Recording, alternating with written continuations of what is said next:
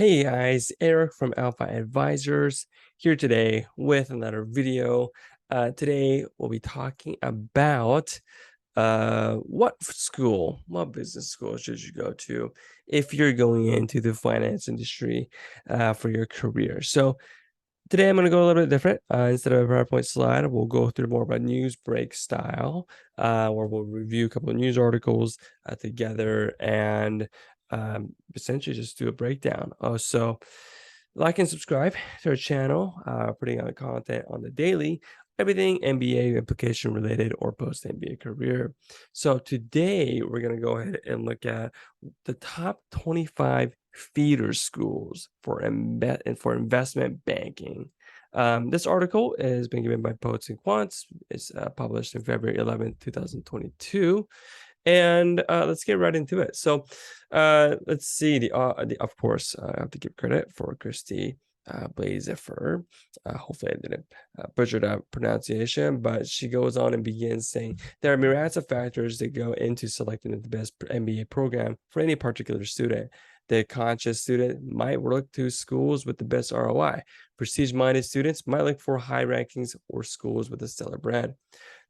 Now, that is very, very true.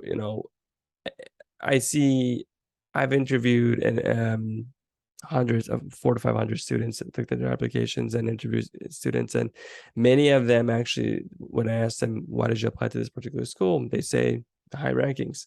And so I don't see much of a best ROI, but for majority of the reasons, definitely students, they look for that high ranking because they want that prestige, they want to go into top firms and companies after they graduate. So yeah, that's definitely one. ROI, it certainly is the case, but not a lot of people actually think about it. There's location, price, and schools with the highest average salaries after graduation. For those lured by sky-high salaries in investment banking, the top 25 schools on Wall Street, Oasis 2022 investment banking industry report should be on your radar. Yes, if you're going into investment banking, this is a must-have for you to read on the daily. WSO is an online community news site and career center for people working and aspiring to work in finance-related fields. Its investment banking reports collect data from employees working in the field to determine which schools the 10 large bulge bracket banks, mouthful, target in their hiring and recruiting. Not surprisingly, Harvard University and New York University are the top feeder schools for a career on Wall Street. Now, bear in mind that, well, okay, so I should go to Harvard or New York, right? The first thing you have to realize is that these schools, the locations matter. Okay, over on the east side, New York area, right? There's so many. And also in Chicago too. There's so many financial. The finance industry is large in those areas, so you go out west. I mean, you can get jobs in the finance industry out in the west, but location doesn't matter. Going to school in New York, going to school at Harvard, going to school at what's another good school at these, but like those two come to mind for now. So I'll just stick to those two. Yeah, you can actually go do coffee chats with them at New York City. You can do the information sessions, the recruiting cycle. It's just easier. It's just done easier, and in the East Coast. So that's why I think Harvard and New York really stands out as in terms of the feeder schools on Wall Street. Top feeder schools for investment banking rarely move. Patrick Curtis, founder CEO of Wall Street Oasis Tales, Poets and Quants. NYU has such a broad reach into almost all of the bulge brackets, and even for the just and notable boutiques and middle market funds, the location, there we go, the location is a huge advantage for NYU kids because they're able to meet people face to face, have coffees, and just networking. So there we go. He literally writes it right. And so, I mean, this is really the case, guys. If location does matter in terms of if you want to work for tech, go to the West Coast, go to California, right? If you want to go for the finance, go to the East Coast, right? Go to New York City, right? It's really interesting. It matters a lot. And he says it quite simply in this sentence. It just matters in terms of networking. It just really dictates that. All right, report methodology. WSO has almost 900,000 registered users who report a trove of data on the companies where they work. WSO's 2022 investment banking industry report takes this user-reported data to show which college and universities the top bulge brackets banks recruit from the most. These banks include Bank of America, Merrill Lynch, and Goldman Sachs, Barclays Capital, Credit Suisse, Dutch Bank, JP Morgan Chase, Citigroup, Morgan Stanley, and UBS. Yes, we'll go a little more in detail in terms of these companies, how many MBAs they hire in a year, what's from which schools, etc. WSO's reports are constantly changing based on new information users report to the WSO company database. The report we are looking at today is up to date as of this month, which is February of 2022. Let's see, going back to it, the report we're looking at today is up to date as of this month and includes year-to-date data as well as data for the prior 2 years. Because of this, some of the largest, latest trends reported by users won't start showing up until later reports, and this is more about kind of a menial thing for us now. Let's keep going. Top 5 schools account for more than 15% of big banks hires. That's huge. Top 5 schools. I mean, when you talk about marketing or in retail, there's a 20/80 rule, right? I mean, I'm not saying 15% is that, but like, I mean, 5 schools hiring where the hundreds and hundreds of business schools around the world and the top 5 schools make up 15% of the entire recruiting. Yeah, I'd say it's pretty big. Out of 2,578 WSO reporting users within the bulge banks, 91 are graduates of Harvard, University, NYU, was just a smidge behind with 90. The next three top feeder schools were University of Pennsylvania, Wharton, of course, at 86, Columbia University at 70, and Cornell at 70. My biggest surprise, I'm not seeing Wharton in here. Excuse me, Chicago Booth. Wharton is here. Excuse me, Chicago Booth. I'm not seeing that, which is quite interesting. That is quite interesting, isn't it? Chicago Booth not on here. Okay. When total together, these schools account for 15.7% of hires at the top 10 bulge banks. So yeah, we total together 50%. Yeah, makes sense, right? The top 12 schools on the list make more than 25% of it. So I mean, this is crazy. You look at the US News rankings. They rank 100, at least 100 business schools, and 12, and just 12 of that, the 12% of that covers 25% of the whole job market in terms of MBA hires. That brand speaks a lot, doesn't it? It's more location, I'd say. Location speaks a lot. Top 25 feeder schools for bulge brackets.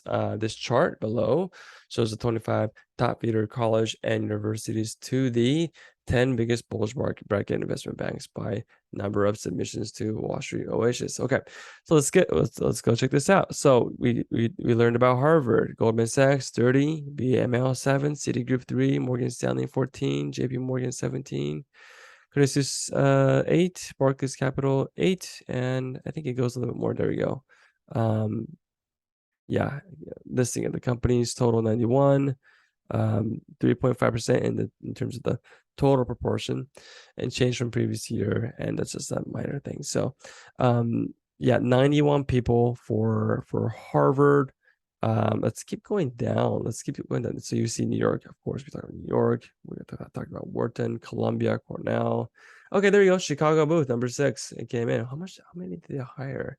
This is data for 2020, right? Yeah, this is 2022 article.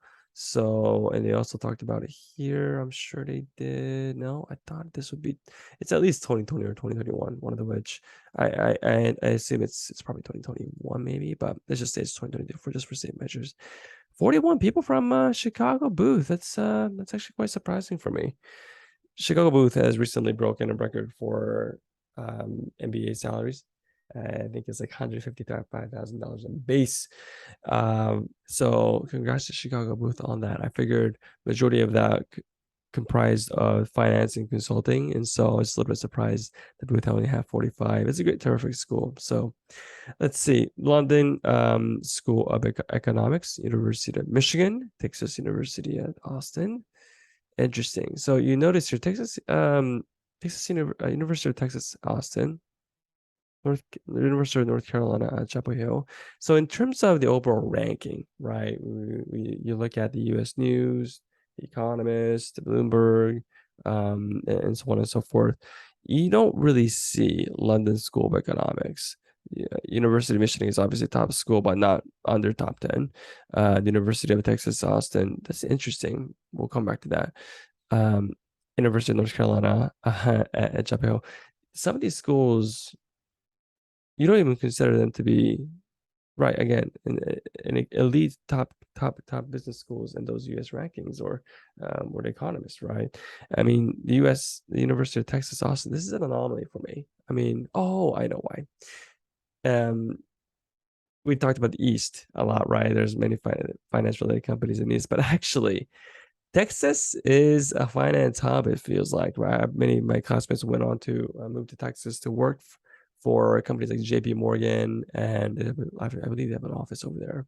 But yeah, let's look at some of the companies that they're hiring. Let's see, 9 people, Citigroup, okay, JP Morgan, Morgan Stanley, um, not that much actually. And let's see what else. What are their top hires? Okay, 5 people, Barclays, okay. So yeah, Texas is another location as a sleeper one, I would say. Michigan, this one is Citigroup. Citigroup hires a lot every year. Yeah, they're in, I think they probably work in New York. They have a pretty big office there. So these are some of the schools, the top feeder schools into the finance industry. Let's keep going here. So while Northeastern and Ivy Leagues certainly have an advantage in big bank recruitment, if you click through the chart above, you'll find other schools sending their graduates to Wall Street. The University of Michigan is 8 on the list, followed by University of Texas at Austin. There are also several West Coast schools, University of Berkeley, University of Southern California, and UCLA, along with the University of Chicago and University of Virginia, landing in the top 25. On the School of Economics also makes the list. In all, there are 99 feeder schools ranked by the WSO in its 2022 report. See the full list here. Let's open the full list here on another tab, and let's go to the next page here. All right, Bulls. Grab the Bulls by the horn. Where grads of top feeder schools go to work. NYU was the top investment banking feeder school every year between 2012 and 2020, according to WSO annual reports. Harvard University overtook it in the last 2 years, but NYU finished in the close second. In the 2022 report, NYU is particularly strong at Goldman Sachs, 31 graduates, and Citigroup, 13 graduates. Harvard also had its highest number of graduates at Goldman, but also had strong showing at Morgan Stanley and JP Morgan. In fact, Goldman had the highest number of overall hires than any of the other banks, with 497, with 28 graduates from UPenn, 16 from Columbia, and 12 from Cornell. Yeah, this is quite interesting. When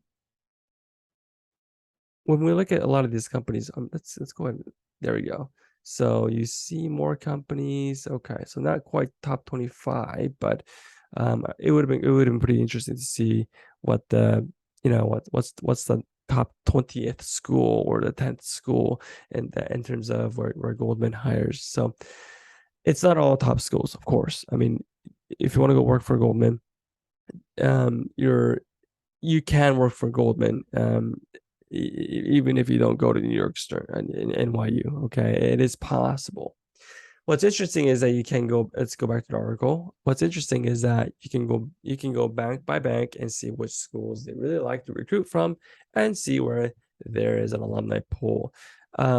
Yes, if there's a large alumni working at these banks or consulting firms, typically there's a thicker pipeline opportunity to network with students with those schools. And so this is not just finance, but you'll see in consulting as well, is that the reason why many of these top schools firms hire from the same business school is because, number one, yes, the rankings and the curriculum, the reputation that's there, and that's the part that's not going to change too much. But the second sustaining reason is that it's the connection and network and the alumni and just the alumni presence that's in that company. So top feeders at mid-level banks. WebESO reports almost measures that top feeder schools at other notable banks such as Holden Loki, Evercore, Jeffries, and RBS. In this category, University of Pennsylvania comes out on the top with 69 graduates across 25 mid-level banks. NYU is close behind with 68, followed by University of Michigan 54, the University of Texas at Austin 45, and Duke University 44, with Harvard drops to 10th on this list with 32 graduates. See, it just really depends in terms of employer type and location. Dividing deeper into the data, you can see which firms target different schools. Houlihan Lokey seems to favor graduates from New York University and the University of Southern California, with 12 graduates each in this year's report. Evercore's recruiting suggests strong connection to University of Pennsylvania, 12, NYU 11, University of Western Ontario 10, interesting, and the University of Michigan 10, and Jeffries has 17 grads from Duke University. So yeah, if you're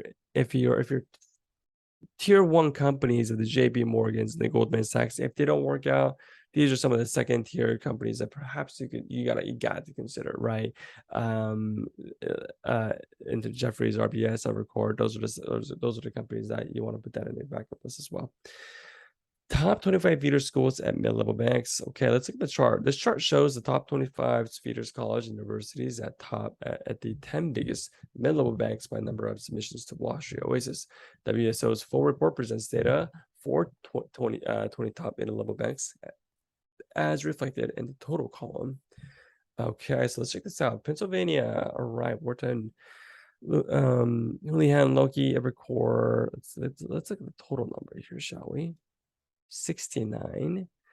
So yeah, this is interesting. Let's go back a page. Let's see if I remember right. Wharton hired, what is it, like 70 people in terms of the tier one companies, firms. So when you add that up, as reputation says, Wharton is a finance school, so that makes much more sense, right? I was a little bit surprised when I first heard Harvard and NYU is the top 1 and 2, but if you probably combine this 86 people with